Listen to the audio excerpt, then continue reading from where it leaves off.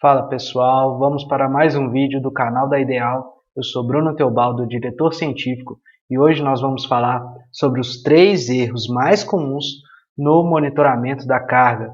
A ideia hoje é te mostrar e te ajudar a não cometer esses erros, ou caso você cometa, te ajudar a identificar esses possíveis erros.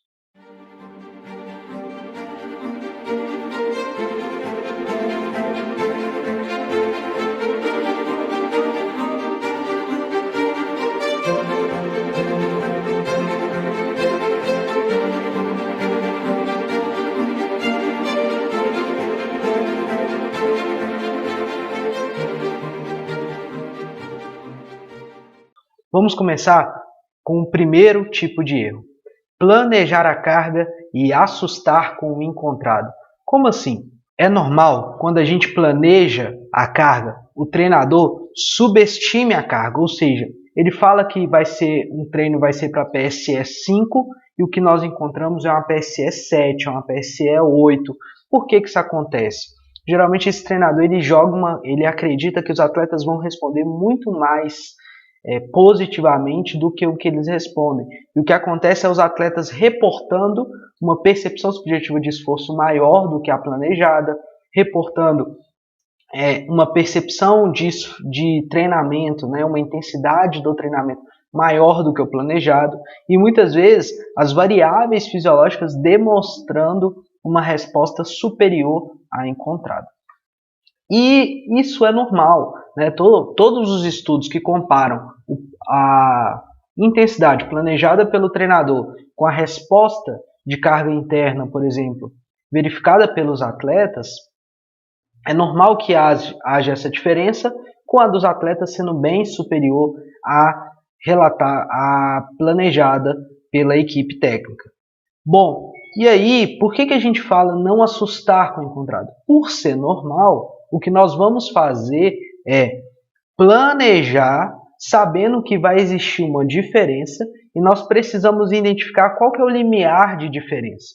Como? Se você faz um monitoramento da carga baseado na percepção subjetiva de esforço da seção e utiliza ela para calcular a carga interna, ou seja, pegar a percepção subjetiva de esforço da seção e multiplicar pela duração da sessão. Aí eu vou ter um indicador de carga interna. Se você não sabe o que é carga interna, eu vou deixar um vídeo aqui em cima para você consultar posteriormente. Mas voltando, se você trabalha com predição, ou seja, eu planejo a carga que eu quero atingir para aquela sessão, você vai manter sempre aquele padrão. E os atletas vão também manter um padrão de resposta para cada tipo de treino que você prescreve. E aí você vai identificar o limiar. Geralmente, quando para esse tipo de treino eu quero atingir uma PSE 7, o que os atletas reportam é uma PSE 5. Você vai ter um fator de variação.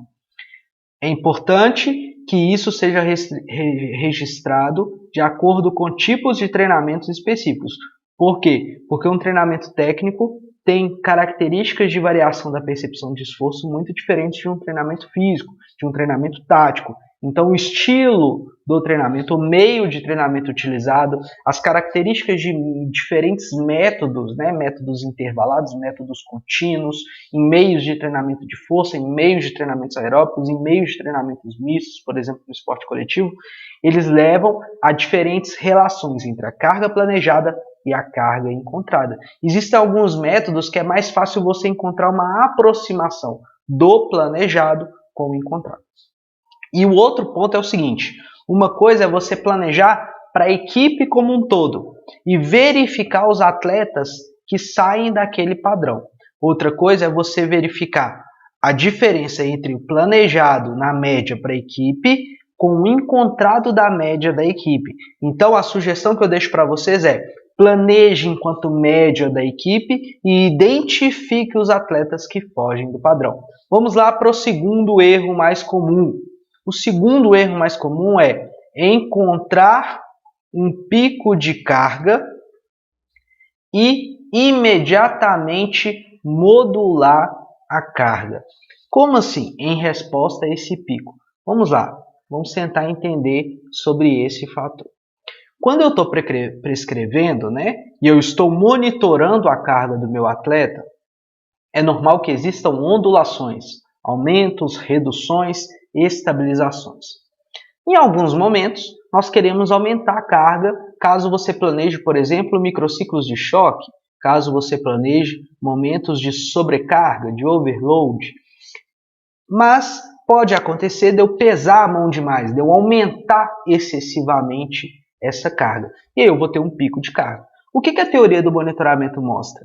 Que esses picos de carga, para alguns atletas, podem exacerbar, podem aumentar a fadiga neuromuscular, levando a uma necessidade maior de um tempo de recuperação. Caso esse tempo não seja propiciado, após esse pico, esse atleta fica com a fadiga mais preponderante. Isso pode expô-lo a um maior risco de uma possível lesão ou uma possível queixa de dor em algum ponto. Teoricamente, nós tendemos a não querer que isso aconteça para que o seu atleta não corra riscos desnecessários, para que ele não fique exposto a situações incontroláveis relacionadas à lesão, e nós tendemos a querer evitar esses picos.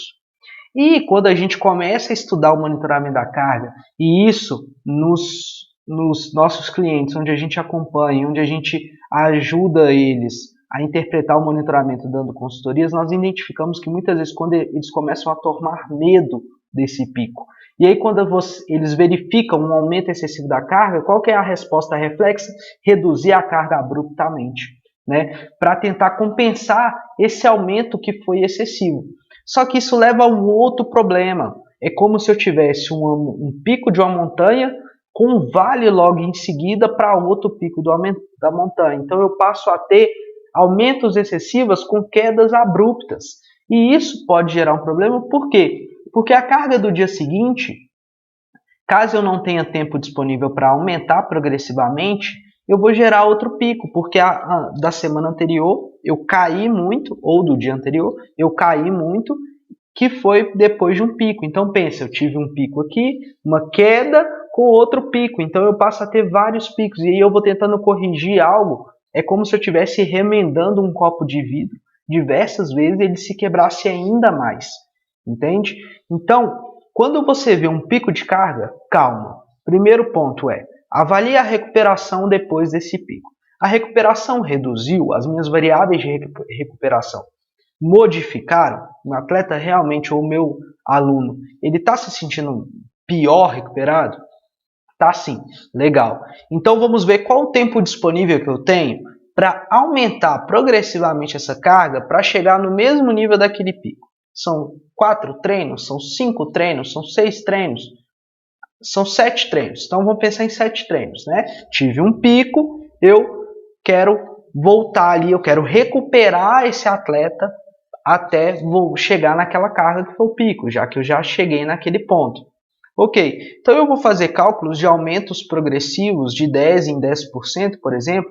Esse não é um número mágico, você pode estabelecer alguns fatores, algum percentual de crescimento da carga dependendo do teu feeling, dependendo da resposta do teu aluno, dependendo já do histórico com o qual você acompanha e identifica como ele suporta esses aumentos de carga.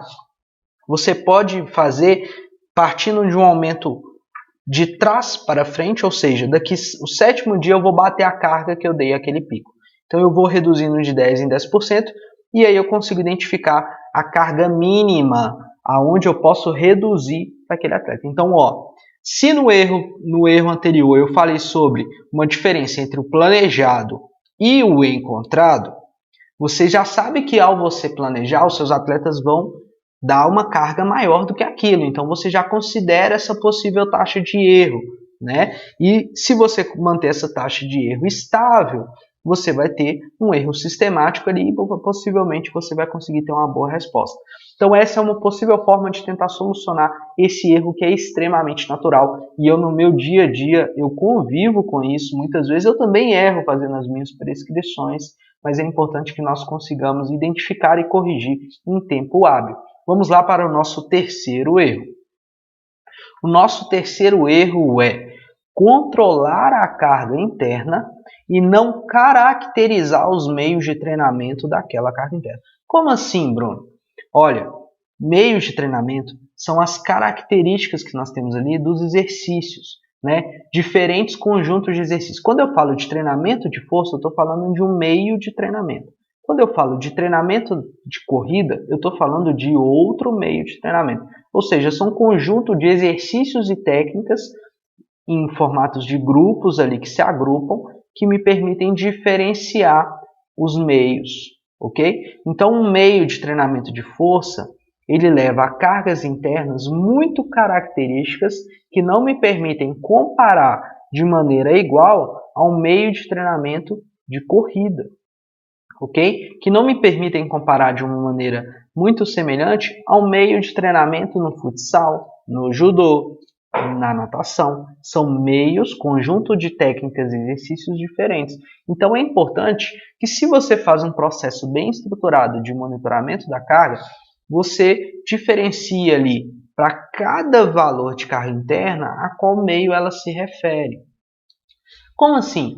Pensa numa barra. Tem uma barra lá de carga interna, é o meu total semanal. Dentro dessa barra ela vai estar colorida com diferentes percentuais que se referem a cada meio.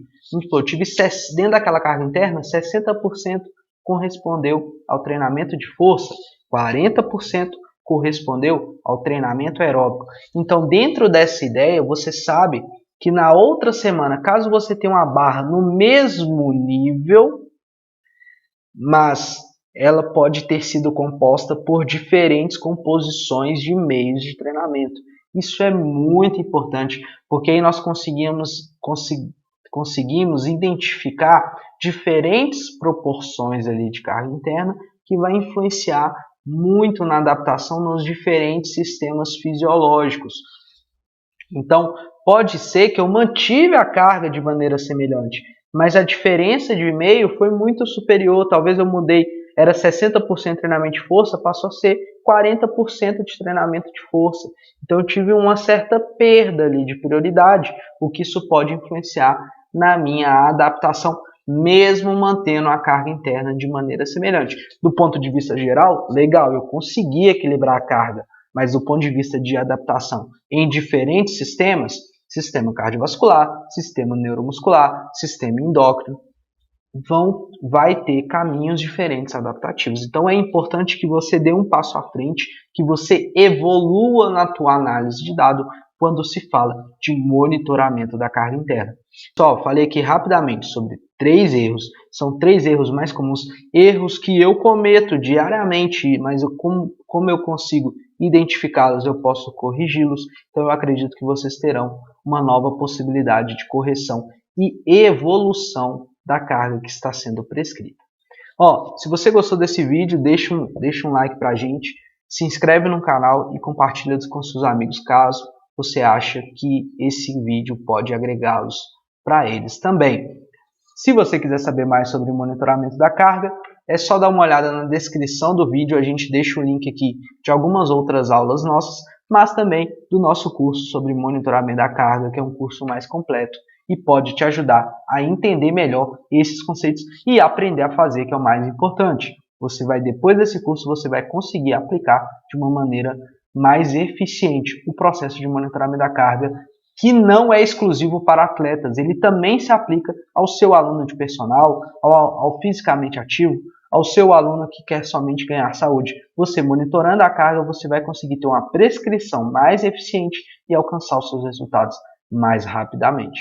Ok? Muito obrigado, até o próximo vídeo.